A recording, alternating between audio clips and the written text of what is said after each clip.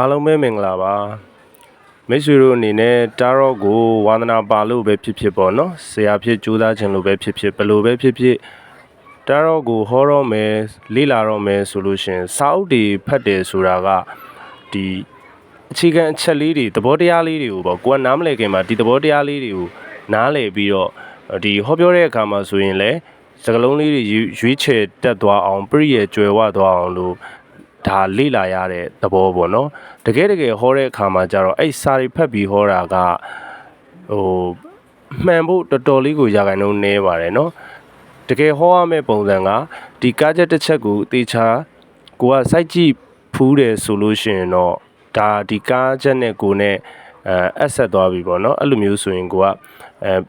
ပို့ပြီးတော့မှမှန်နိုင်တယ်ဒီကားချက်ကိုအမြဲတမ်းလေးကြည့်ပြအောင်ပေါ့နော်တနေ့ကိုတကယ်နှုံးကားချက်ကိုစိုက်ကြည့်တာမျိုးလေးအတိတ်ပဲလေးတွေကိုယ့်အကူမေးခွန်းလေးတွေမေးကြည့်ပြန်ဖြေကြည့်ကားချက်နဲ့ဘယ်လိုမျိုးအဆက်လဲဆိုတာအဲ့လိုမျိုးလေးတွေးပြီးတော့ဒီကားချက်ထဲကဇက်ကောင်တီ